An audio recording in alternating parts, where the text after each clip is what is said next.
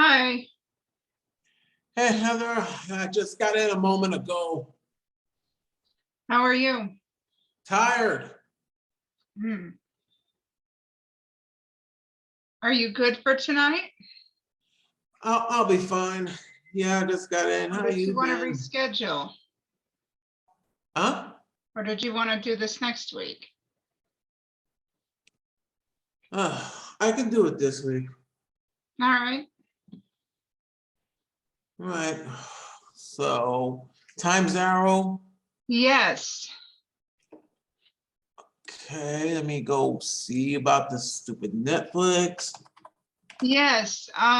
It's the theme is friendships that go beyond time. And I was thinking it doesn't just apply to Guinan and Picard's first meeting. It also talks about Picard and Data and Data's connection with the rest of the crew and you know how everybody reacted when they saw Data's head and realized that, oh, Data has a death date. Hmm.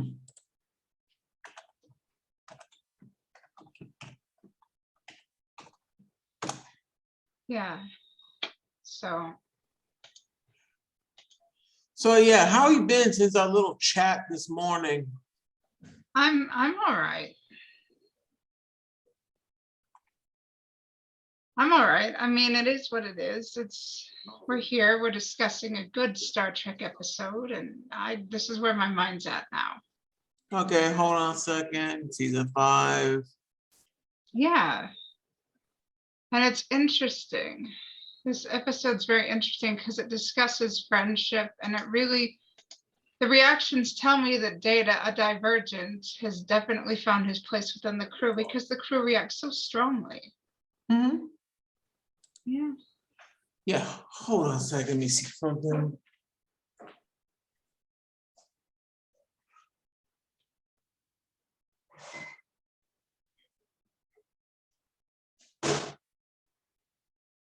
Yeah.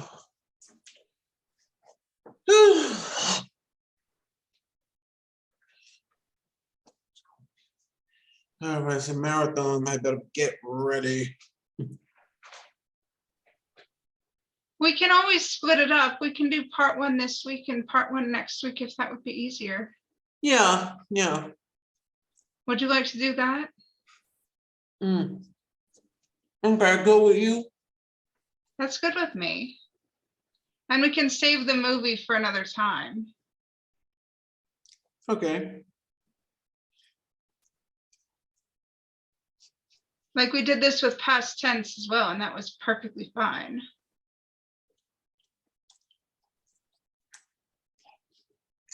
What month was that?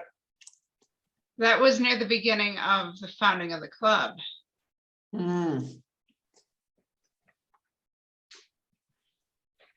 Yeah, and I mean, it breaks up the night and it allows us for more discussion and it spares people energy and that's perfectly all right. Okay. So I reckon time is it 8:14 my time. Would you like to get started with watching then, and then you have time to relax and get your thoughts together? And Okay. we can do that. All right. See you in All a right, little then bit. let me okay, I'm about to watch now. All right. And let me mute.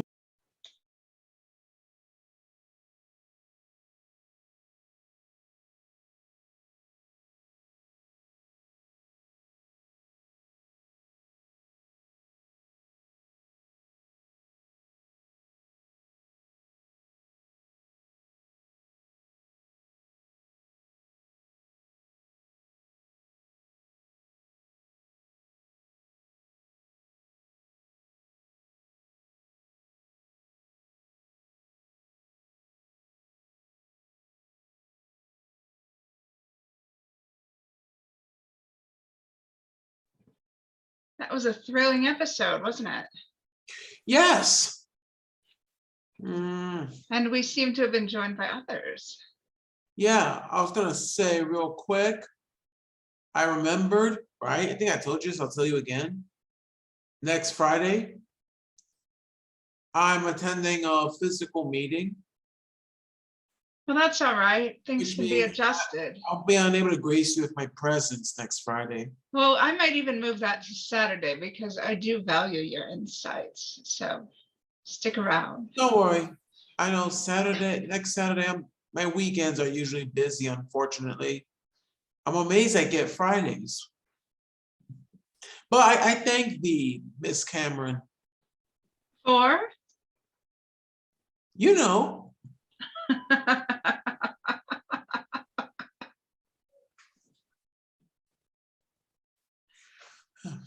got this thing right here.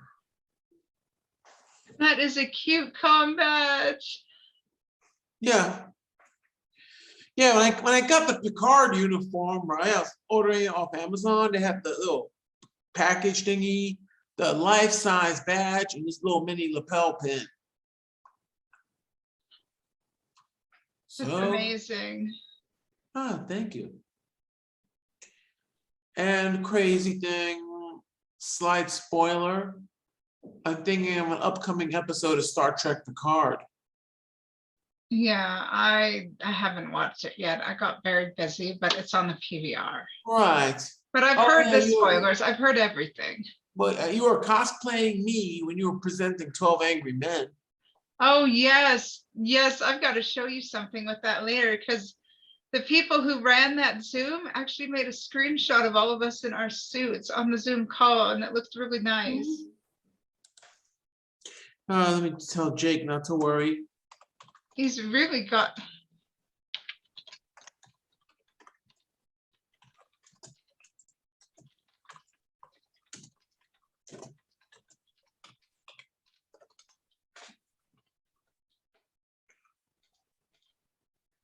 Like, yeah, I do try to start these on time, but you know, everybody has their own time. So Yeah, and like I said, today I had a long assignment. yeah, but everybody works so hard and I don't fault them for that. You almost look like a secret agent in that. Well, I've cosplayed as Men in Black a few times. You could almost be a Kardashian. You just need the ridges. No, even I've seen cosplayers try to dress up as Garrick. You could do it. If you put on the Dax spots, maybe. Oh, maybe. I don't know. Do I have the face? I don't think I'm quite thin enough yet. Ugh. I won't pry into that. And that's what I'll say about that. Maybe if I lose about 100 more pounds, but I'm getting there. I've already lost about 100 pounds over COVID. You lost weight. I lost about 100 pounds over the course of the pandemic without actually catching COVID. Most people have gained weight. I've lost weight. Years. Hi, Jake. Hey. Jake. I know you're late and I'm sorry for that. I feel bad, but It's okay. how are you? Okay. You look tired. Oh, yeah. What's your story, dude? What do you mean? Well, like I was telling Heather, I had a long day today. I've obviously not changed out of my clothes. Yeah, got home, gave it a minute, logged on to the event. Do you remember, do you remember any of the episode or would you like time to refresh or? Not really. I don't really want to make or cause you delay. I won't be done for another half an hour-ish. Okay. Well, the thing I brought up at the beginning, and I think I talked while Anthony was relaxing, and I can bring it up again just so we're all on the same page, that this is not just a friendship about exploring the friendship about Picard and Guinan, and it's also exploring the friendship between Picard and Data and Data's friendships with the rest of the crew, because when they find Data's head, the crew immediately reacts, oh my goodness, Data's got a death bait. And so we see how close the crew really is to Data. Yeah. Remember what he said, their pathways have become familiar to him? I forget the exact line, but Like, yeah, remember when they talk about, he's like, I noticed that whenever I show up, people stop talking. This has to do with my head and Riker trying to do a horrible job at bluffing.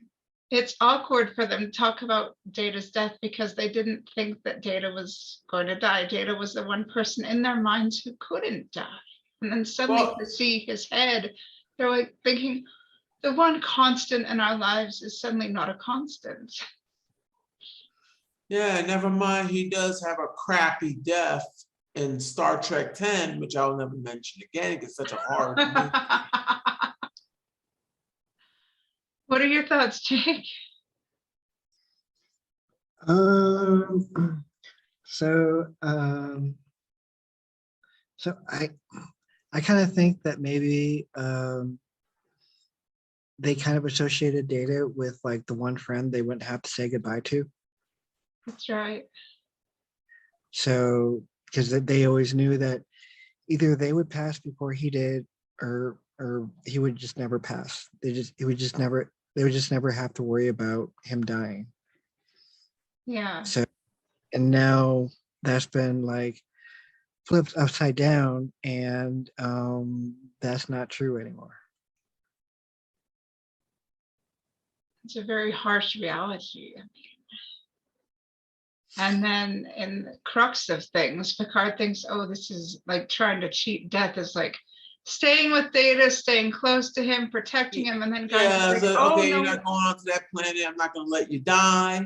And then Guinan's like, oh, guess what? If you don't go on this mission, then you and I will have never met, and we won't have a friendship at all. And I will be. Yes. And the Yeah, ironic good. thing, I don't know if either of you have ever read the autobiography of Jean-Luc Picard, but it actually mentions how they originally meet. They originally meet in space. Yes. I'm thinking, right? The friendship has gone like throughout time. And Guinan being a person who exists, apparently outside of linear time, right? Either she's immortal, I don't know about. No, she's Elorian, and they have a very long lifespan, and then about what, 1,000 years? probably. Yeah, I'm thinking about that. I don't know how many of you guys are in European territory besides Mr. Damon. Not I, but I'm of European descent. You familiar with Doctor Who? A little bit. Yeah. Jake, you know what I'm talking about, right? I guess not. Yes. I'm familiar with Doctor Who. Are you talking about somebody outside time? Yeah, like that's a funny thing because the man seems to exist outside our perception of linear time. Never mind how the writers for the BBC keep screwing around with him for the sake of the script. But yeah, so she's seeing Captain Kirk, she sees Picard, then now later, even in Star Trek 7.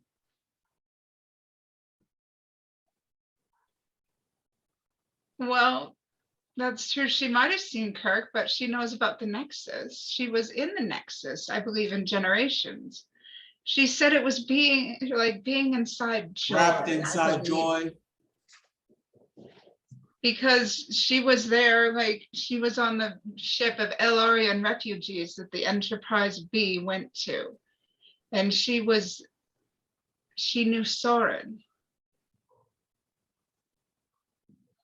Yeah. Because when Soren was on the Enterprise, after being rescued from the station, she recognized him. And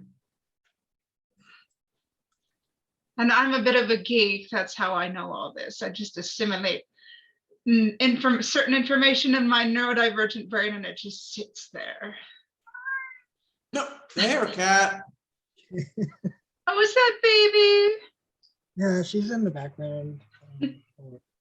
So she's in the middle of dinner and she's drinking some water now. So I don't know what Is she. she saying? So well, she has a. Okay, I'll stop now. So so so she'll eat a little bit and then she'll go drink some water, and then usually when she like goes to drink some water she'll like meow a little bit and then she'll go back to eating. So it's weird, but Yeah, that is amazing. You know, Elorians have a very long lifespan because even in Picard, this is 2399, 2400. She's still alive. And she was alive back in the time of James T. Kirk. But yeah, referencing Doctor Who again.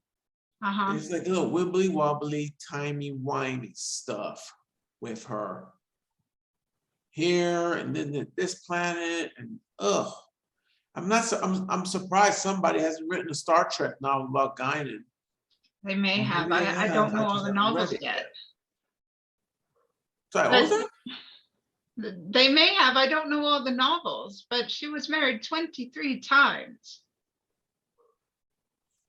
I believe she mentions that in Nemesis. And then to know all these wonderful people and to go to all these interesting places and to still have a friendship with Jean-Luc, even in the time of Picard. That is a friendship that truly goes across time. And, you know, that's the same for Picard and Data. And I mean, even after Data dies in Nemesis, Picard still remembers him. Picard still honors him, even as he grows old. And Yes, even to have Data appear in a dream. yes. And he helped Data's daughters. And he was there when Data's last part was destroyed. And he honored Data by doing this. That was Data's last request. Please destroy the last of me because I want to be destroyed. I want to have the end of my life. Please give this to me. And I'm going to cry because it's emotional. I love Data. well, it's interesting because I was because let's see, I watched that scene like a few minutes ago, but it was like because I was thinking about Picard when he was talking. I was like, because there's a portion in the episode where he's talking about being mortal and things, and that connects to his episode or his uh,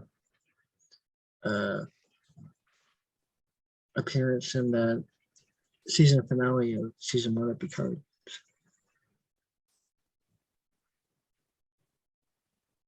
What was that? Sorry. Which appearance? There were so many appearances. Well, so he appears in like the season finale of Picard, and I don't know if everybody here has seen it. Oh, you mean the little thing where Picard goes to the school or whatever that Data's teaching at, and Data's in the smoking jacket with the gray hair?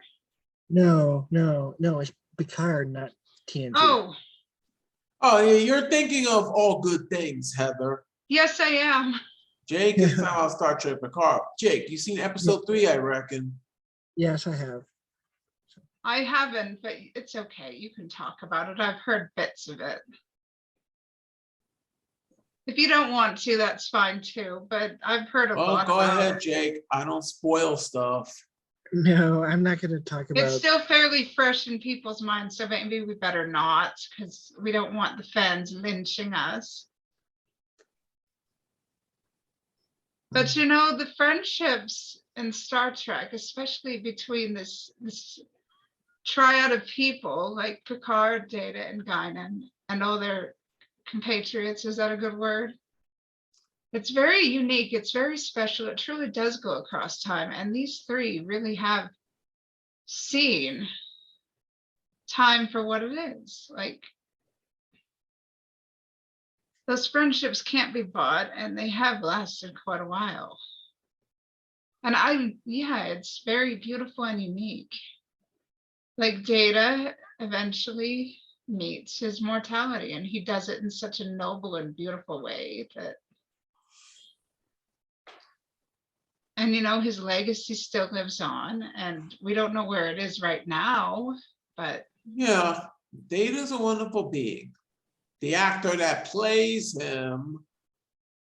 oh, Brent Spiner. I find him personally delightful, but that's just my experience. Everybody's Yeah, I experience told you might be my different. experience already, I reckon. Yeah. I just, everybody's experiences are different, and I respect that. When did you meet Mr. Spiner? I met him at Star Trek Las Vegas, and when I got a photo with him, because I've heard he's a germaphobe, I don't know how true this is. He put his arm around me. Like what year? It was either 2016 or 2017. I can't remember off the top. Yeah, I met him around 1993. Yeah. I was young. I was really Were young. you alive in 93? Yes. I was born in 87. I'm old, Anthony. I was born late 79. Top that. We're not that far apart in age. And Jake's sitting there trying not to laugh. Actually, he's looking at us like, Jesus Christ, what is wrong with those two?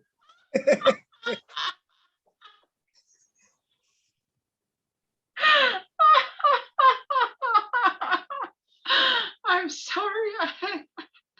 Jake is just sitting there trying not to lose it.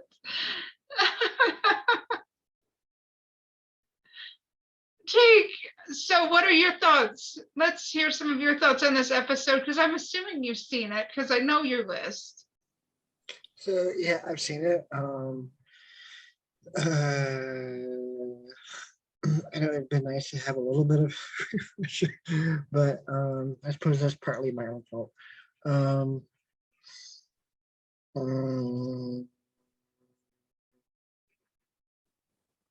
So I like this one. I don't think I like this one as well as I like part 2, but so just because I felt like part 1, it was just kind of setting up the story, and we didn't really get into any of the meat of the story until part 2. But That's true. It's very true. Yeah. Well, like I already told Heather earlier, you guys, I'll just be there in spirit next Friday. Yeah.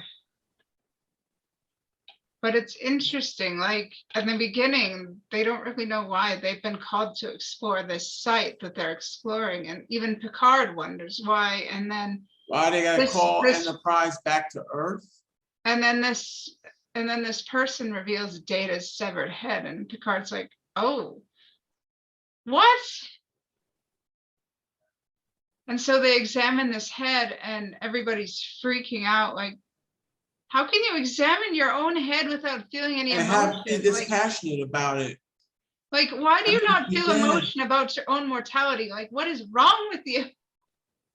So Heather, what would you do if you were walking through the trees near your house, right? I don't have trees near my house. Hmm. I have to go to a park. You didn't live in the city. I have to go down the street to the park. So what if the police came to your house, right? Say, come with us. They took you to a nearby cave, and they find your skeletal remains. Huh. How would you feel? I'd wonder what happened.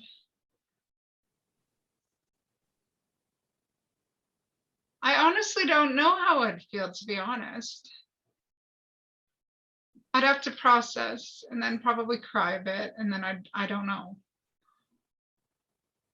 Our police aren't that good up here, so it would take a while for them to figure it out, I'm sure.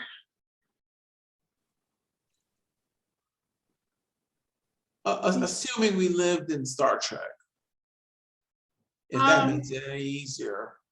just to get the logical part of it out the way. Yeah, I mean, I'd want to know what happened.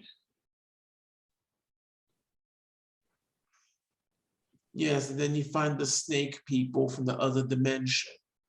Yeah, and I'd like to know, I don't know, I'd sort of be like Data. I'd want to understand where it would happen and when it would happen, if there was anything I could do to prevent it.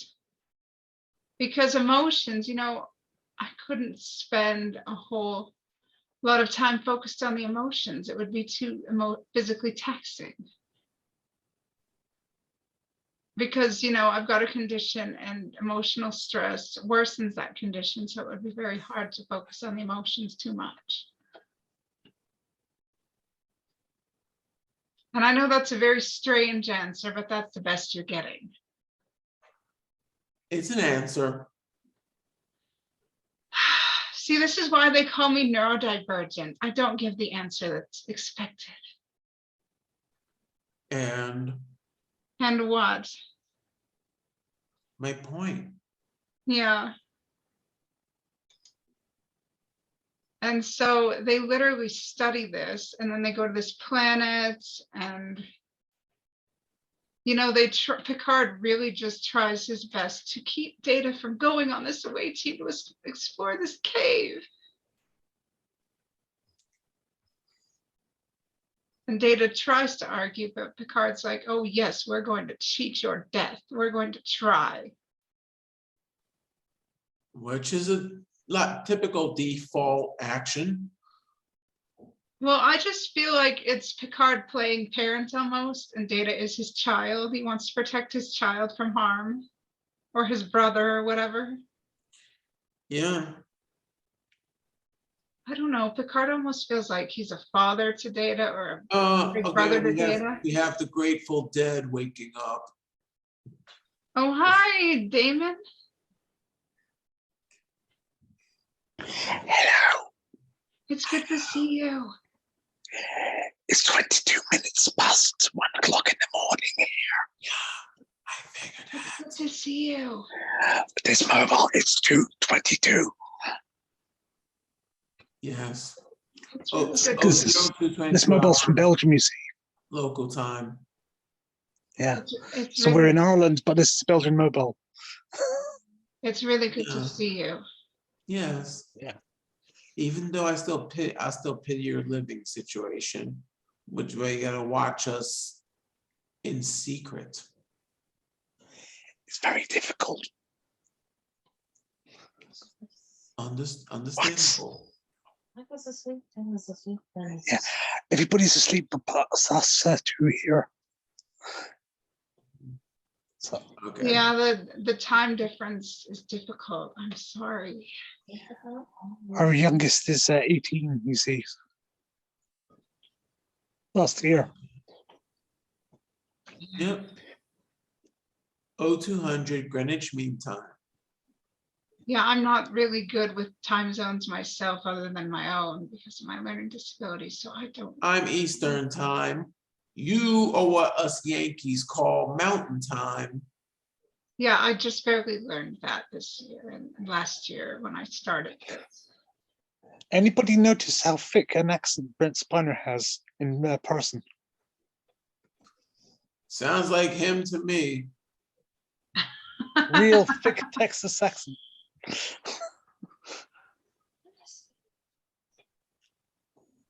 Yeah, but he's very nice. He's very, very kind. Mm. Like, you know, he's kind, maybe, you know, people mature and people grow, and I wasn't very nice when I was younger either. So maybe that's just how it is. Oh, right. Just to reiterate quickly, how when I first tried to meet Spiner, he was snarky, more interested in hyping his Broadway musical, and disappointing a young fan. But then 20 years later, the man has no career and he has rent to pay. So he's willing to break down and do autographs and interact with the audience. Yeah. Well, Well, Yeah. I haven't really organized any Star Trek conferences or clubs or things now for decades. So Well, it's it like, was a long time ago we showed Time's Arrow over here. Part 2 was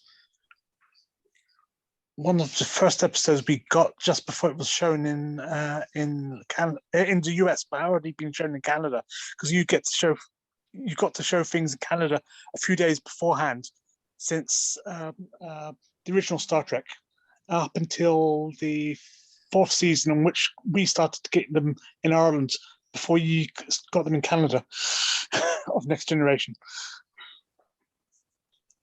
well, that's amazing.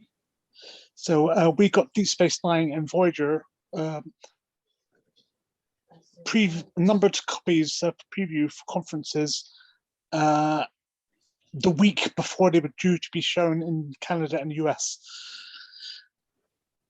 at conferences. Numbered copies, so that it had like a number appearing down the bottom of the screen, so you could see it was given out as a preview. So you couldn't copy it or whatnot, because they knew exactly who got it. Like, Oh, you're talking live copies. yeah. Oh, wow. No, we did Star Trek promotions with CIC Video, who's Paramount home video distribution in UK and Ireland, and we had the artwork, draft artworks, that some of which we used, some of which weren't used, for charity auctions and stuff like that. And guests came along, brought their own items with them for charity auctions. So It's amazing. this is why I shared the link, so you can see what we did in developing the autistic community back in the 90s. Well, let me Because see. I got diagnosed with Asperger because I was setting up the Star Trek clubs and stuff like that. And I read an article from the Canadian Journal of Medicine about the twins, one of which was diagnosed with Asperger. So they sent me for testing, and thus at the premiere of Star Trek 6 in the morning, I had just got confirmed diagnosis of Asperger. Well, that's pretty amazing. I love having you here. I personally was diagnosed with nonverbal learning disorder, which is on the autism spectrum in my Non-verbal 20s. learning disability. So Yes, that was developed by Professor Dr. Michael Fitzgerald, the Associate Professor of Psychiatry in Trinity College Dublin, who was married to Deputy Prime Minister and one-time Health or Justice Minister in Republic of Ireland. She's now an European member of the European Parliament. So I sent an awful lot of people to him for assessment based on stereotypical and obsessional interests and coping mechanisms which stood out to me as an autistic. So I must have sent them a good 50 people his way to be confirmed as diagnosis, like picking up on all the stereotypical obsessional interests and behaviors was easy for me. That's amazing. You know, it's not so easy to be properly diagnosed because you have to do a lot of work to actually get the help. I wish the resources were better.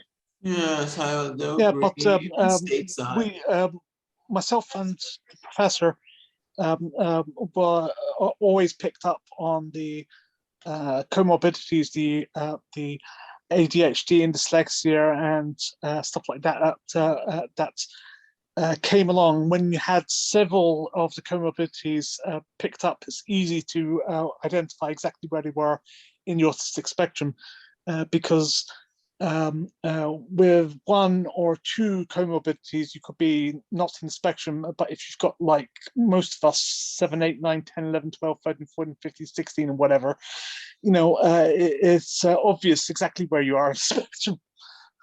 So the more comorbidities picked up, the easier it is to know what your peaks and your troughs are. Yeah, I've actually had to take a 2-day assessment, and since then I've actually written Star Trek themed essays about my disability and how it affects me and my interactions with society. I don't know if you'd be interested, you and your family would be interested in those. I did my 1999-2000 thesis, Living with Aspies, Education and Autism on Family Histories. Back in 1999-2000, up until about 2005-2006, looking at family histories and comorbidities was a dead no-no for the psychiatrists and psychologists. Autism was a standalone thing and didn't appear in family histories at all. They just didn't believe in the stuff. They joined the Autism Genome Project to try and disprove us and our family histories cases, and they ended up with now over 3 million gene samples actually proving a lot of very common comorbidities which we identified back in the 90s and noughties. So we were proven to be correct ourselves in University College London research. That's amazing. We love having you here. We were ridiculed and attacked left, right, and centre for many a year for looking at do you have dyslexia or ADHD or anxiety or OCD or what? That's nothing to do with autism. You don't know what you're talking about. You're an idiot. You're making up stuff like, oh, no. We have this.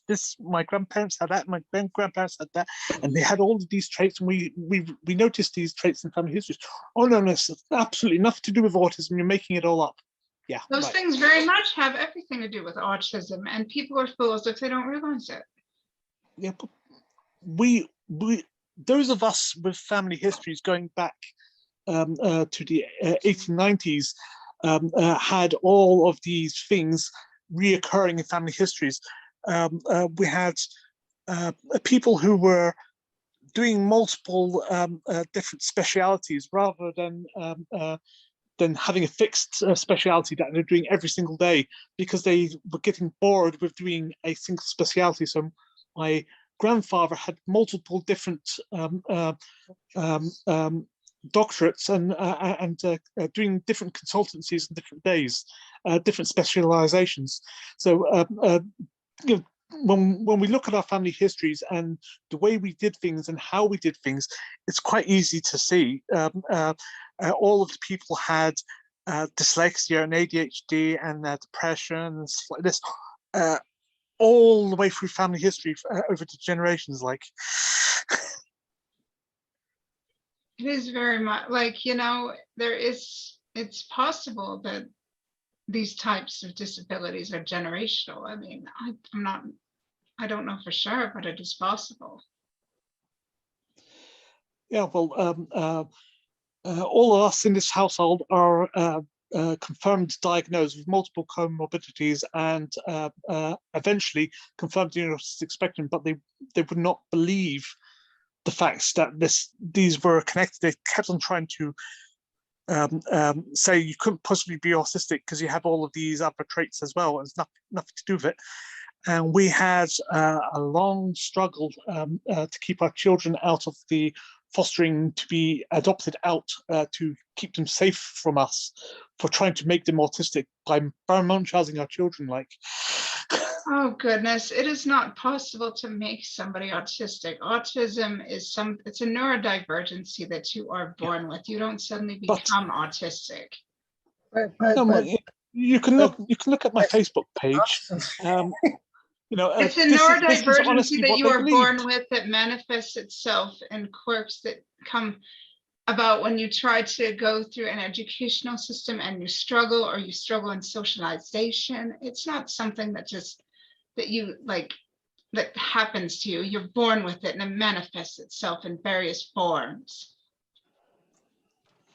This is what they believed. I was kidding. And it's just like, people can be ignorant, and I'm so sorry that your family had to See that? that. Health Service Executive Complaints Reports and Recommendations Revised Complaint of 1st of February 2010. Yes, that's a 3-inch thick file so of family histories and traits and reports. to basically prove there was no abuse, neglect, abandonment, risk, or danger to the children from us as an autistic I'm family. so sorry your family had to endure this, but yeah, and this is why we take comfort in Star Trek and in the characters like Data and Julian Bashir and Tilly and everyone else who is perceived to be neurodivergent, because we know that we're not alone in this world or in Star Trek, correct? Yep. Mhm. And you see that there? Sort of, yes. Not tied in space. Star Trek wedding. Myself and Karen. All those That is decades ago. beautiful. That is absolutely beautiful. Isn't that beautiful? So in Media and PR album on my Facebook, you see all the media coverage that we had as family, and the Star Trek wedding coverage that we had all over newspapers and stuff like that, all over the British Isles,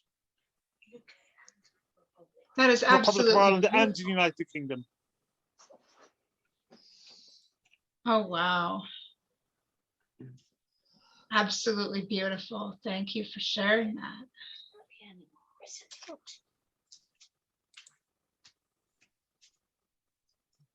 Me in my wheelchair. And the launch of the Irish Council of People with Disabilities, and the handshake with Mary Robinson, and the guy underneath me was diagnosed. Here in front of me, the first secretary of Autistic UK, Especially the dogs. and us at Leinster House 2 years ago, just as corona restrictions were coming in just before the election. That's amazing. You've done so much to advocate for individuals with disabilities and for yourself and for your family. And, you know, I believe Data did that by serving on the Enterprise and giving his very best, even when everything seemed against him. That's us from the 90s, from when we were being rejected by the parents' organisation.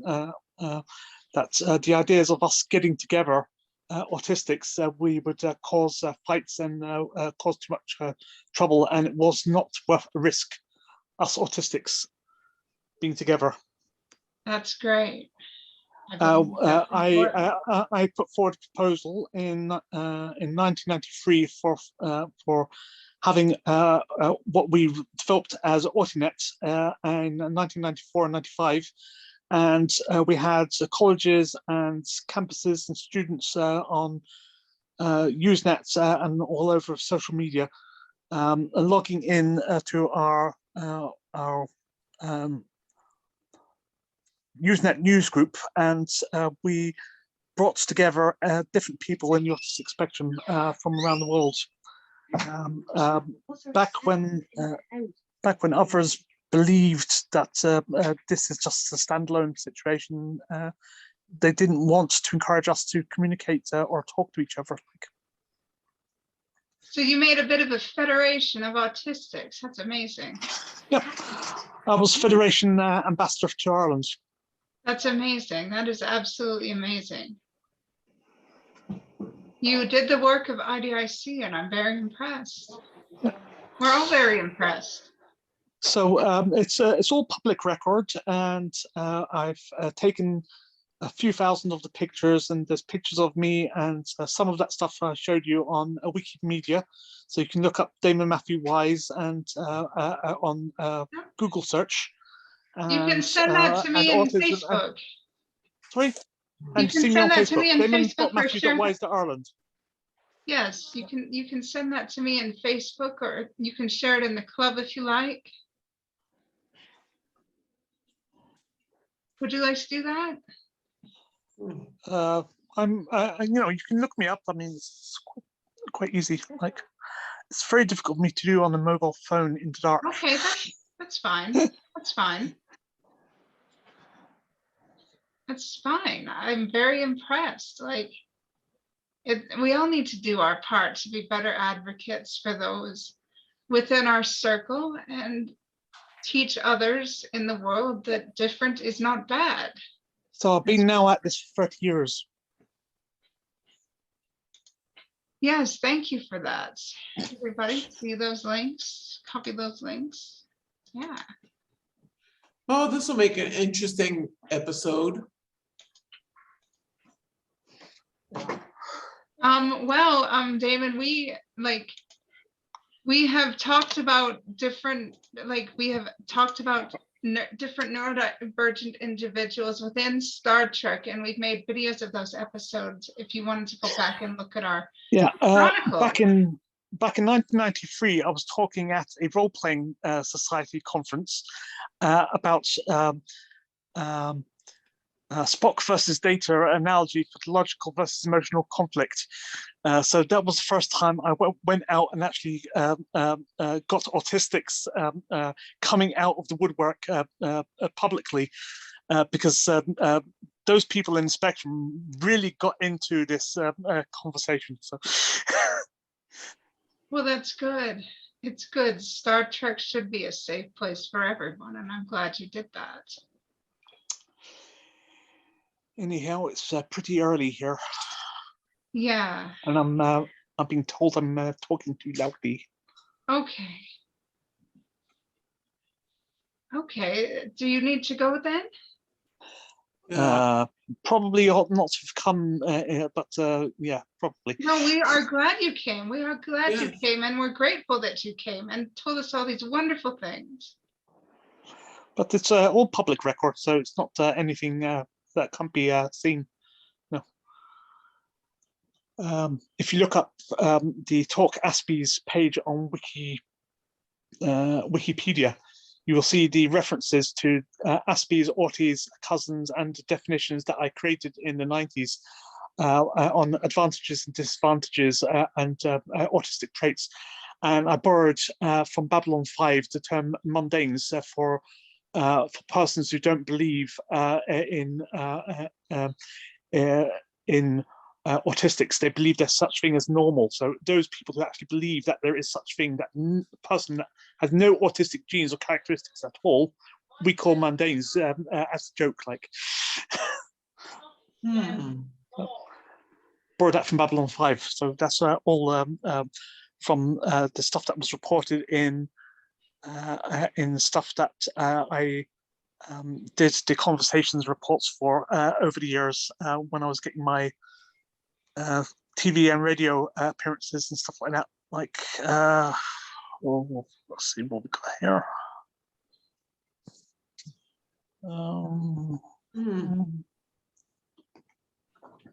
Pretty good.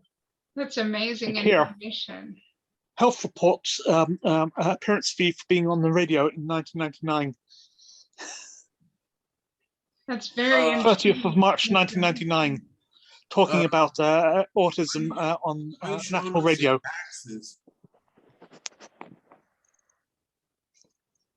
Well, in 1999, you know, autism wasn't really widely talked about. It wasn't really widely known. Yeah, so all of the monies that we got for being on the committees and appearances and going to events and public speaking and stuff like that, we put in and we used to get money for the incorporations for the National Council of People with Disabilities, charitable and members company limited by guarantee, and my disability allowance is used to cover the costs of the apartment and office and fees for the apartment office in Belgium.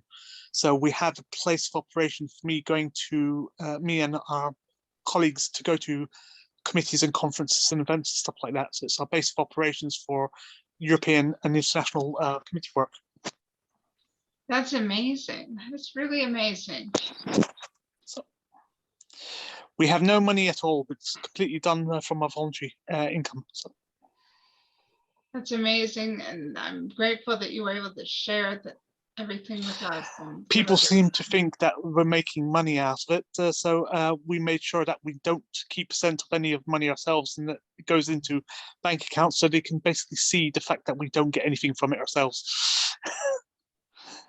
Okay. But we have to pay more money in to cover the cost because it's just not enough money coming in because we have no source of income, like so. Well, that's fascinating. That's fascinating that you take such good care of neurodivergent people. That's amazing. Very impressed. And I'm in the physical disability category, but some of us are mental, emotional, or learning disability, or sensory disability. So we have people with food intolerances and genetic comorbidity. So people in the autistic spectrum have characteristics in every disability category, which is why we are the majority of NCPD reps around the country, because we have people in every category. That's amazing. You know, diversity is beautiful. Diversity is amazing. And, you know, if Data were real and alive today, he'd be very proud of you for helping foster diversity. Yeah. But anywho, as they say in Canada, I better go. Yes, have a good night. Yes. Slam, pussies. That's my mother tongue. Goodbye. Right.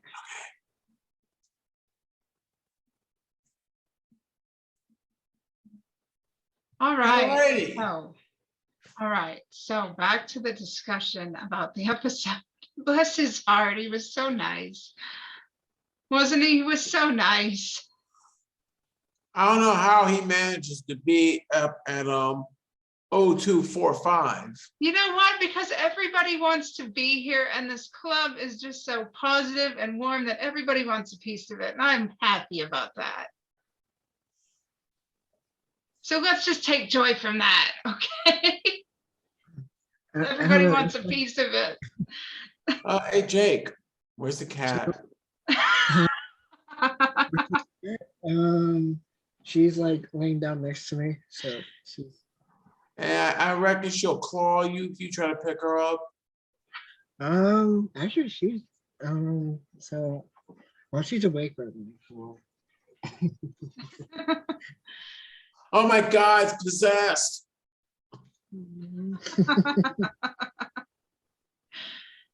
There's a reason why it's called baby. It acts like a little baby when it's picked up. Melts in Jake's arms. Anyway, where were we in the discussion? I forgot.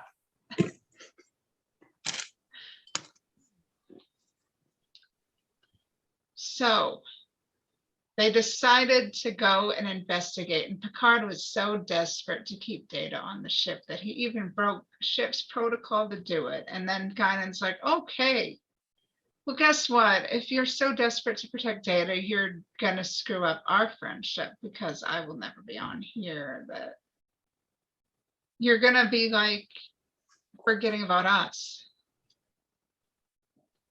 because you have to go on this away team, otherwise we won't meet. And so Picard's like, ah.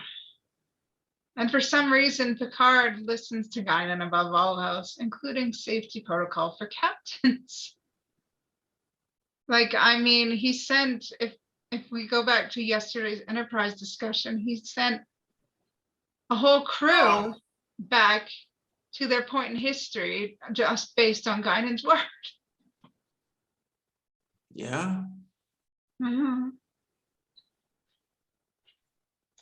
So, and then, so he goes and everybody's surprised, like, Captain, what are you doing here? You should not be here. You should be on the bridge. And Picard's like, I believe my presence is imperative. And it's like, once the captain says it, it's over. And meanwhile, back in time, Data plays poker, wins some money, wins a hotel room. And you know who Jack is, right? Jack. I won't be here next Friday to discuss that part with you, but you know what, Jack? Have you seen this before? I have, but there's 100 people in this episode, so why don't you enlighten us? There are two famous writers in this two-part episode. I know there's Samuel Clemens.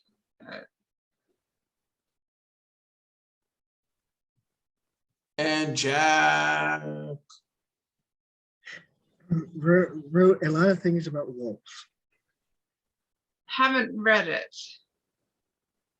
Really? Give up, Heather. Yeah, Jack London, Call of the Wild. haven't read it. Jake, that ring a bell? Yes, I read it when I think I was a teen, I think. That sounds like Right. something Americans would read in school, but I didn't go to school in America. My mother might have read it. Mom, I got to laugh out at Jake. That is so rare. Huh? I got to laugh out of you. That is so rare.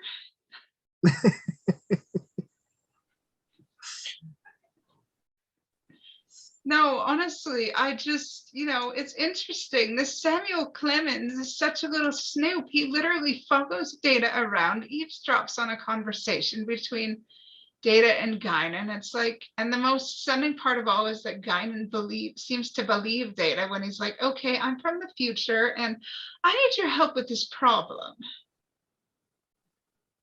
Isn't that interesting?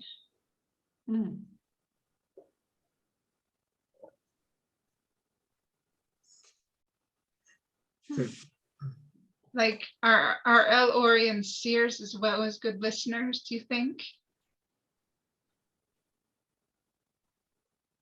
well, there's definitely something special about them. Yeah, because she kind of, I don't know if she knew that Data was coming or not, but she could just tell that he wasn't lying. And it's very interesting. And then they suddenly decide, how is it that they suddenly decide to go back into the past after Data without changing their clothes on the ship first? Couldn't they have done that and just kept their tricorders? Like, why did they go back in uniform? Well, so partly I'm not, well, I don't remember the episode 100% well, but I'm not, do they know which time period that they were going to? That's my first. Oh, you're wondering how between this episode and the next episode, they suddenly acquire 19th century clothing and an apartment, or a flat, if you will. Yes, I suppose, some mysteries will have to remain a mystery. I don't know.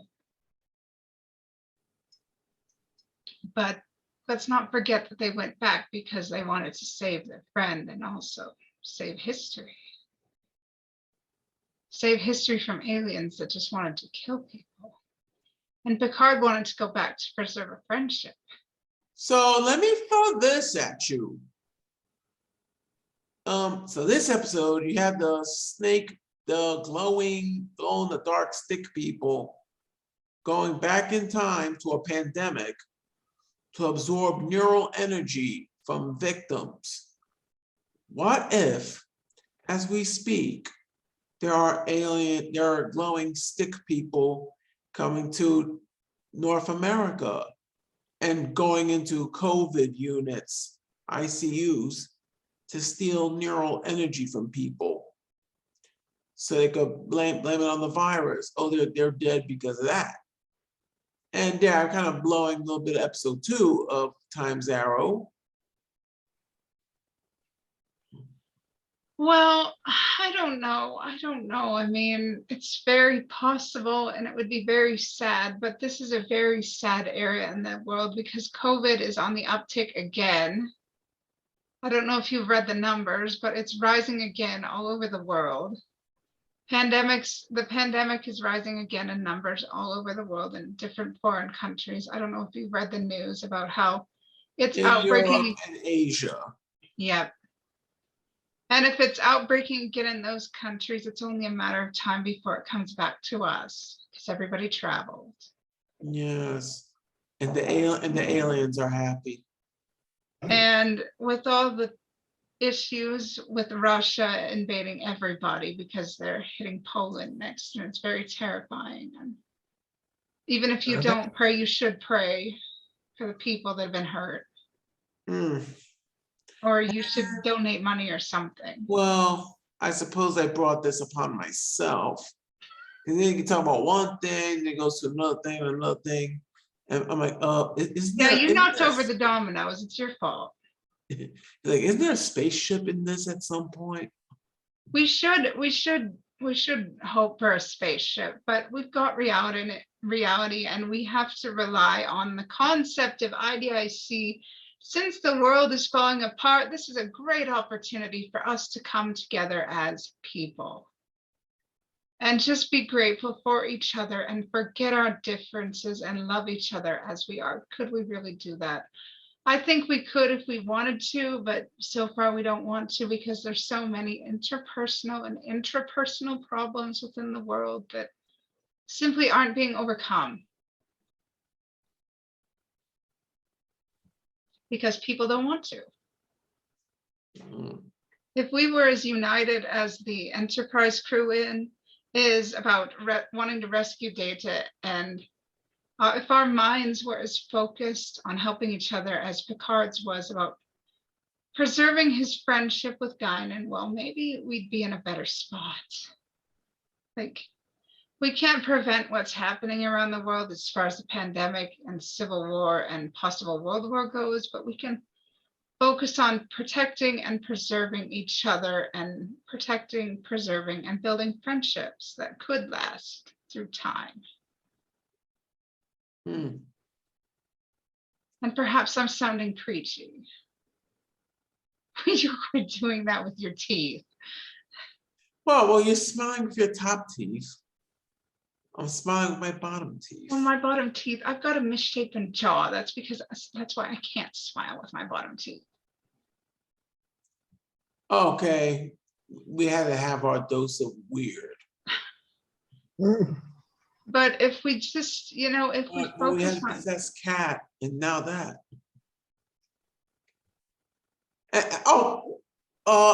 Can somebody help me? I've lost this conversation. Oh my Lord. Anyway, we should focus, if we focus on helping and loving each other, like the crew of the Enterprise focused on helping and loving Data, and Picard focused on finding Guinan and trying to preserve what really mattered to him. If we focused on what really mattered instead of focusing on our differences, I think we'd all be in a lot better state of mind, state of heart, state of living. Even if we don't have a lot of money, we could still have a good state of mind and a state of heart and happiness. There'd probably be less depression, even though life is very difficult.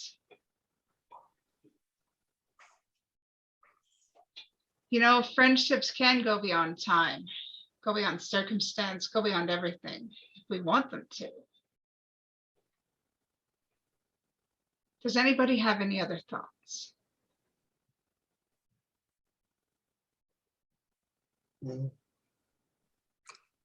Or are y'all just tired? Speaking solely for myself, I think it's a little bit of both. Don't know about Jake or Satan Cat. I'm sorry. I think that thing's eyes were glowing in the dark. Oh, that's just how baby is. But are we tired? Are we all tired? Well, it's almost 2200 my time. And you've had a long day. Jake, what about you? Yeah, I'm kind of tired. I know. Okay, then we shall depart with these thoughts in mind. Yes. Try and be kinder, try and be kinder, try and be better to one another. Remember what's truly important. Don't focus on each other's differences. Love one another unconditionally as you would expect to be loved. Okay. Focus on building friendships with one another. Right. Forget about differences. Remember to care. And I will see you in 2 weeks. And we will pick up part 2. And don't worry about me. I'll need the Cliff Notes. All right. Have a good night, everyone. All right. Night. Right.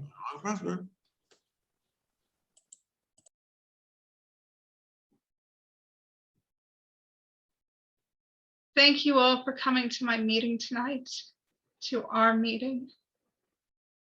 This meeting is not just mine, it is ours. live long and prosper.